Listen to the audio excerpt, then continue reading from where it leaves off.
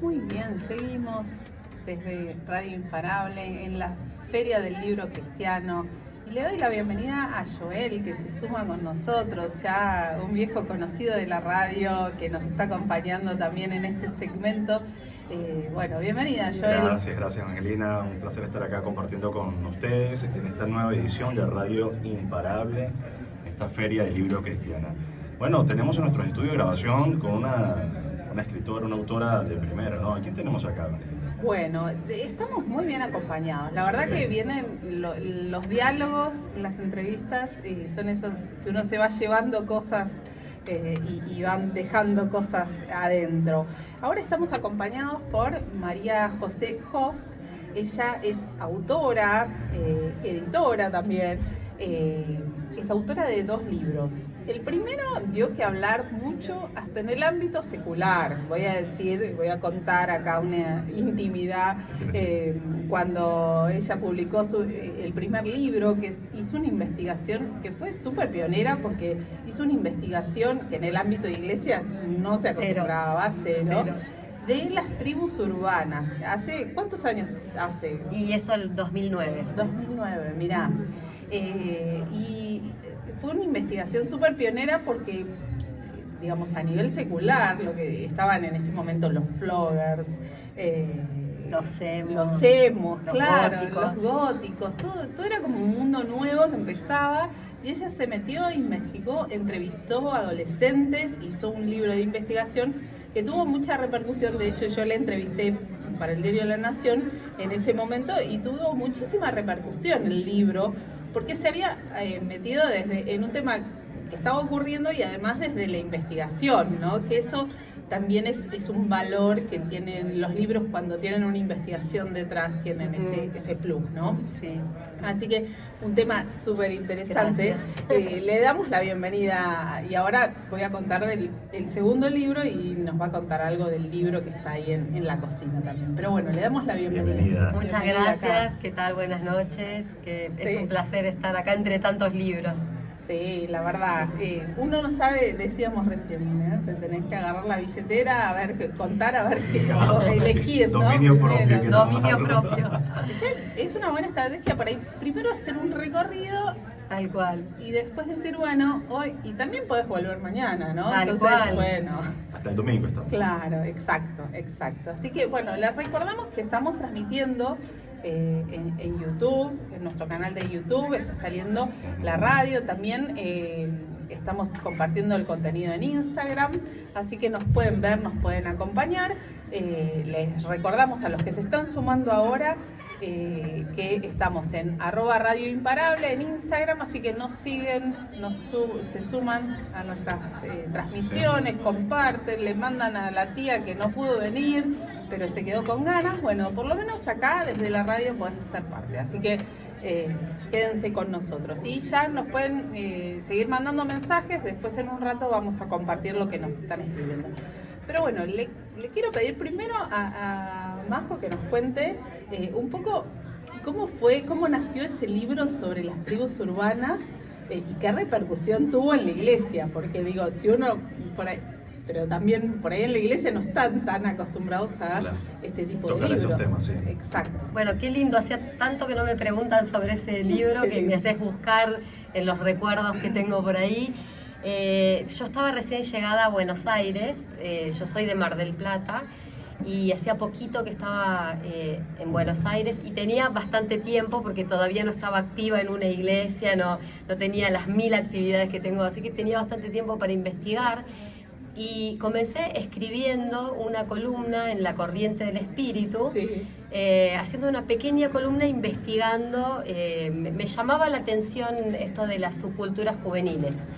Habíamos estado, bueno, eso lo cuento en la introducción del libro, habíamos estado de vacaciones con mi familia y habíamos caído de casualidad en un evento de arte callejero multitudinario y a mí me voló en la cabeza porque dije, no sabía que había tantas personas con el tema del arte callejero. Y ahí se me empezaron a disparar pensamientos, y ahí empecé a investigar, me encantó entrar en los mundos de los góticos, los floggers, Claro. los emos, los rolingas, bueno, todo, empecé a investigar. Y hay que sacarse bastante prejuicios, ¿no? Sobre todo en el mundo Sí. de las iglesias, ¿no? Por ahí. supuesto, era también el desafío era, mi idea era estudiar en ese momento éramos pastores de jóvenes con Cristian, y era para entrenar a los líderes juveniles, Claro. para alcanzar a las tribus urbanas.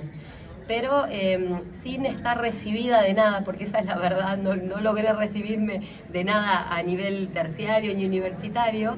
Empecé a investigar de una forma muy autodidacta y empecé a leer cosas y a hacer investigaciones en internet, a ir a la biblioteca pública, a entrevistar como si fuera periodista. Claro. O sea, Muy empírico, empecé mucha a pasión. jugar a la periodista y a ver qué salía. Y bueno, me encantó hacerlo porque me encantó meterme en esos mundos y mi pregunta era, ¿nosotros los evangélicos también somos una subcultura? ¿También somos un Claro. mundo? ¿Somos vistos así por ellos, así como raros como yo los veía a ellos? Claro, es verdad. Y eso disparó un montón de pensamientos ¿Y en mi somos cabeza. vistos así? Sí, Sí, claro. sí somos una subcultura. Mira. Sí, sí. O sea, no es algo esto peyorativo. No, claro. Digamos, Así cumplimos se nos con... percibe, digamos. Sí, sí, así somos percibidos, ¿no? Cumplimos con todos los características, puntos y las sí. características. Así que bueno, el desafío era hacer este libro sobre todo para líderes de jóvenes. Y mi gran sorpresa fue, y después quería hacer otro libro, readaptarlo y sacarlo a nivel secular. Pero no me dio tiempo, No. porque cuando saqué este libro trascendió a nivel secular y fue una explosión. Me empezaron a sí. llamar de todos lados porque Dios orquestó una gran pelea que hubo en el shopping En del el Abasto, Abasto, sí. con los emos y los floggers. Y entonces todos empezaron a buscar qué materiales hay, qué libros hay, y no había ningún libro. El mío se acababa de publicar la semana anterior. Mirá, sí. La sí, semana sí, sí, anterior, así que completamente. fue, nada, re de Dios. Sí. No, y me gustaría preguntarte, es interesante esto de decir, que decías de que somos percibidos como una subcultura, me imagino que con algunos lugares comunes positivos y otros negativos, ¿no?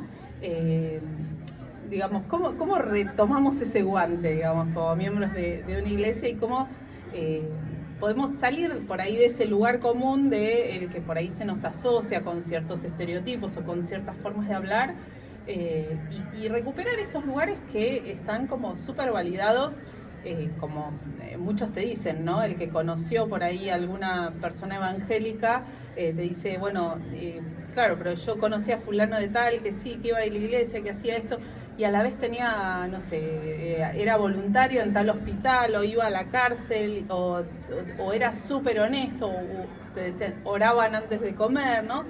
¿Qué elementos positivos y qué elementos quizás no tan positivos que también nos hace repensarnos como subcultura?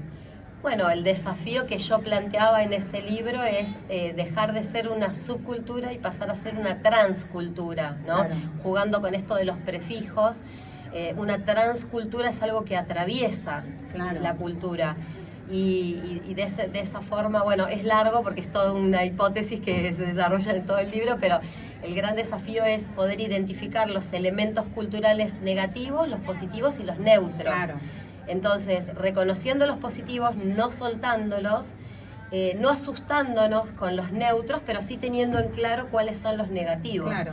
de cada subcultura, ¿no? Y en este caso también de la nuestra. Sí, totalmente. Pero bueno, Fue interesante. y muy interesante, sí. Muy bien. Es muy interesante la perspectiva que abordas, porque primero fuiste a comprender esta subcultura y luego el valor agregado o el aporte que generaste en la iglesia y en los líderes, ¿no? Que eso me imagino que dio pie a tu segundo libro, En el ojo de la tormenta. Y me llama poderosamente la atención, ahí obviando un poco, el objetivo, ahora nos comentarás los principales temas que abordaste, pero trabajar la ansiedad, la depresión, el burnout de los líderes. Es todo un mundo eso, y me parece fascinante porque poco o nada se habla en la iglesia. Totalmente. ¿Qué te motivó a hablar sobre esos temas o investigar sobre esos temas? También fue una investigación ese libro. Algo que a mí me mueve mucho es lo prohibido, lo tabú, lo que no se habla, porque para mí en la iglesia se tiene que poder hablar de todo. Claro, Entonces, a veces creemos que en la iglesia no existen los tabús. no, pero sí hay un montón de tabús. Muchas limitantes, como que si digo esto, ¿qué van a pensar? Entonces, Completamente. no te Tal sentís cual. bien. Entonces, cuando hay algo que es tabú o cuando hay algo que no se habla o que es prohibido, a mí me llama el deseo de decir, no, de esto se tiene que hablar también, solo que hay que saber cómo abordarlo, Claro. ¿no? Para no generar rechazo o para que no se levanten paredes. Y este segundo libro, En el ojo de la tormenta, surge a raíz de una experiencia personal.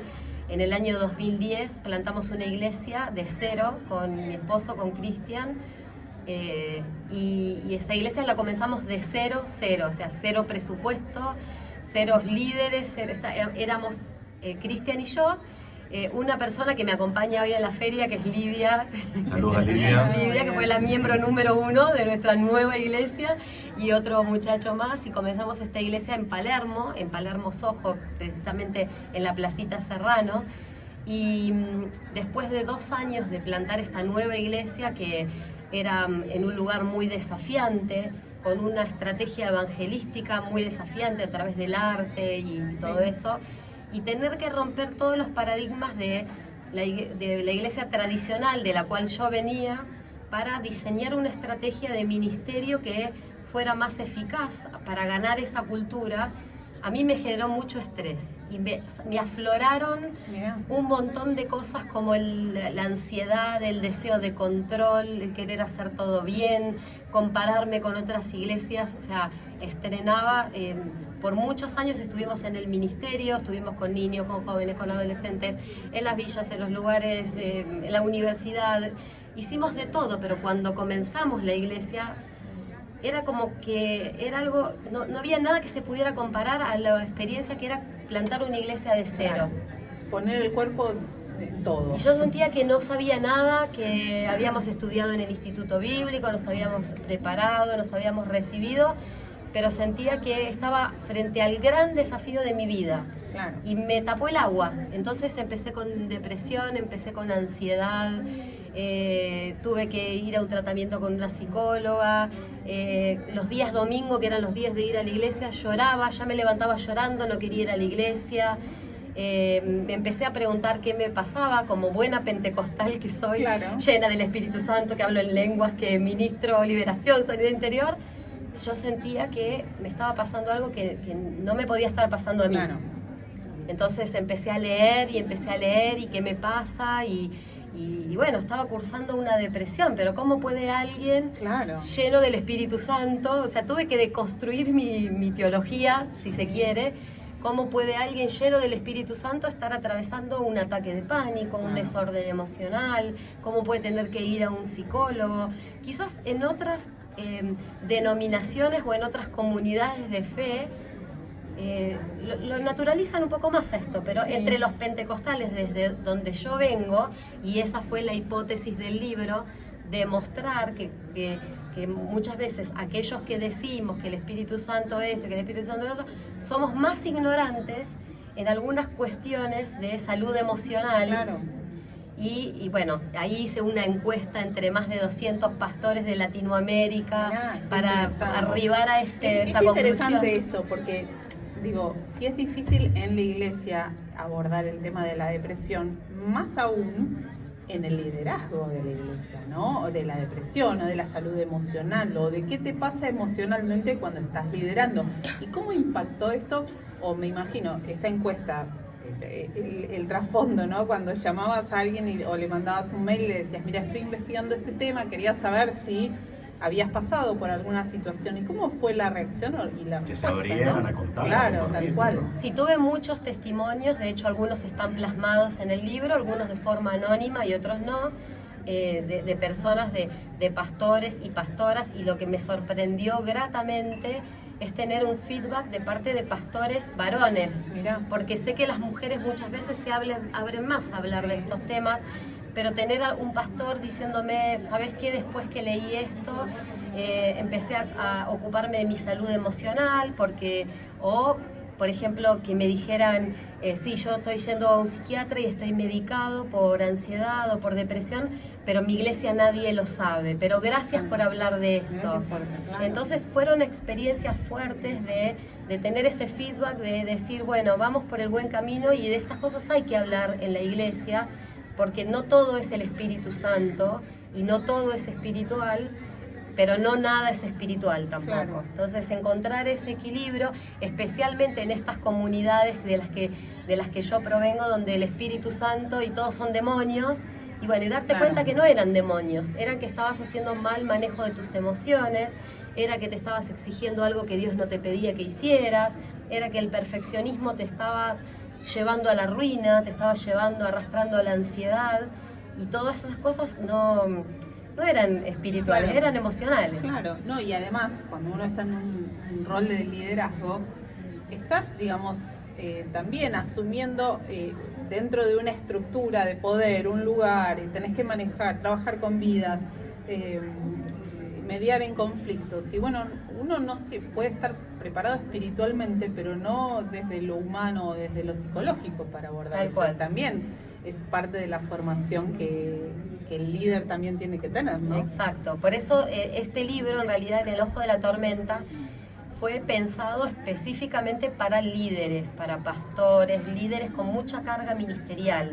Claro. Porque más allá de líderes son seres humanos. Son seres humanos, que padecen, que sienten. pero lo que me pasaba a mí era cuando yo estaba cursando todo este valle de sombra y de muerte que duró como 2 años, era que yo encontraba libros, porque soy una lectora compulsiva, pero en ninguno de esos libros que yo encontré, incluso me mandé a traer algunos de afuera, de Estados Unidos y todo, en ninguno encontraba que me hablaran a mí como pastora. O sea, me daban herramientas a mí para cuando yo tuviera que hacer consejería a los miembros de mi iglesia, pero ¿qué pasa si un pastor, un líder, cualquiera sea el rango que tengas, no importa el rango que tengas, pero lo que voy es que nos puede pasar a las personas que estamos en autoridad. Claro. Y no encontraba este libro, así que lo escribí. Mira, bien. No sé, sobre todo porque vos tomaste conciencia de eso que estaba ocurriendo, porque te puede estar pasando y seguirte dando golpes a la pared. Claro. Y bueno, no pasa nada. Sale el chichón, no sé cómo le dicen acá, ¿no? Sí, chichón. Chichón, y bueno, no pasa nada. Ahora, te quería preguntar, ¿qué repercusión o qué feedback has tenido de los lectores sobre tu trabajo, sobre tu obra? ¿Alguna anécdota, algo especial que hayan compartido con vos? Sí, muchos, porque yo detrás en el libro puse mi email y le puse que me escriban y me escriben. Y 2 por 3 me llegan cosas al mail o a las redes, sabes que leí tu libro, me lo prestaron. Y varios que lo regalaron, lo leyeron y lo regalaron. Y algunas veces ando por ahí y regalo, bueno, toma, te regalo esto, regaláselo a quien vos consideres que lo necesita. Está bueno. Entonces sí, he tenido mucho feedback y el que me sorprendió gratamente es de parte de varones. Que me hicieron llegar esto, ¿no? Empecé un tratamiento, o ahora hablo con los líderes de mi iglesia y pedí ayuda, o avisé que estoy sensible en esta área, puedo hablar más abiertamente de lo que me pasa. Claro, mira, qué bueno. Una pregunta, y sobre todo, escuchar otra vez que la ansiedad es el exceso del futuro. Sí, estamos siempre pensando qué va a ocurrir, qué viene. ¿Cómo hacer para lidiar con esa ansiedad? El día a día, querer que todo salga perfecto, querer que hay que soltar, hay que comprender que el Señor tiene el control de todo, pero en nuestras manos, de a poquito, hoy, a la persona acá, los hermanos que nos están escuchando, a las personas que nos vinieron a visitar, amigos, porque queremos comentar que estamos a plaza llena, ¿no? Sí, la verdad que mucha gente se está acercando. Recordamos que la feria va a seguir mañana y el domingo, así que, bueno. ¿Qué le podemos decir sobre el tema de la ansiedad, por ejemplo? Porque abordas diferentes temáticas, pero ese punto. Bueno, después de la pandemia la ansiedad se disparó, ya venía siendo un gran problema en el ministerio. O sea, estoy hablando de personas cristianas y personas con las manos en la masa en el ministerio. ya venía siendo un problema, pero bueno, se disparó mucho más y hay técnicas que se utilizan para controlar la ansiedad dentro de lo que es el aspecto humano o natural. Sí. Espiritualmente también hay herramientas, hay recursos que bueno, los plasmo ahí, no es que no las quiera compartir. El libro sí. está en audiolibro, está gratuito en Spotify, lo pueden bajar, están los devocionales en la YouVersion, pero es largo de contar, pero digamos, hay técnicas en lo natural, en lo espiritual, hay versículos en los que meditar, aprenderlos, o sea, agarrarlos, asirse de ellos y empezar a cambiar los pensamientos. Bueno, Sí, y es posible. Bueno. Qué bueno. Bueno, nos quedan unos pocos minutitos. Contanos, porque estás trabajando en un nuevo libro que es como una secuela de... Sí, tal cual, ¿no? Tal Sí. cual. Bueno, el próximo libro que va a salir con Editorial Peniel, el anterior fue una autopublicación, y este nuevo libro vamos a hablar acerca de la vulnerabilidad. Es más inspiracional que de investigación, perdón. Es más inspiracional y es un ensayo sobre el tema de la vulnerabilidad. Hace unos años hay una autora que se llama Brené Brown que hizo una charla TED que fue viral, que se llama El poder de ser vulnerables, como el nombre de su libro, y ella analiza todo el tema de la vulnerabilidad, y yo lo leí ese libro y digo, pero le falta una rosca, le falta un cuarto de rosca, porque le falta un análisis bíblico al tema de la vulnerabilidad, la caída del hombre, el pecado, la restauración de Dios. ¿Por qué tenemos temores? ¿Por qué nos protegemos? ¿Por qué nos cuesta mostrarnos?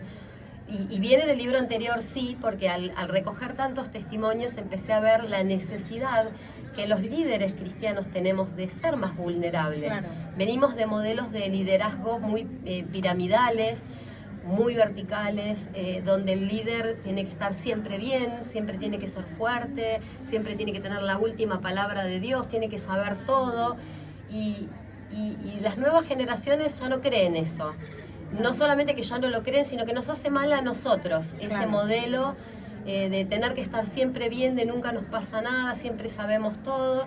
Entonces el poder reconocer las limitaciones, el poder pedir ayuda, el poder contar lo que nos pasa para poder conectar con lo que les pasa al otro, por supuesto siempre con prudencia, con sabiduría, con mesura, pero el comenzar a mostrarnos y tener un liderazgo más vulnerable nos libera a nosotros y a la vez nos ayuda a hacer la obra de Dios de una manera más eficaz. Así que ese es el tema. Muy bien, bueno, interesante, lo vamos a estar esperando. Bueno, muchísimas gracias, Juanpa, por Gracias. estar con nosotros. Muchas gracias, Joel, por sumarte a esta entrevista. Y bueno, vamos a seguimos en la radio, seguimos hoy, seguimos mañana, el domingo también, así que Así es. bueno, quédense con nosotros, tenemos más presentaciones, hay más actividades. Recuerden que estamos con esta campaña de ayuda a el Garraham, que queremos que todos los chicos que están internados en el Garraham tengan en el Día del Niño su regalo, así que si te inspiraste, si viste algo en uno de los puestos y lo querés donar y se lo querés regalar, tienen que ser regalos nuevos porque son chicos que están en aislamiento, te podés acercar a la radio y hacer tu aporte. Bueno, seguimos en Radio Imparable.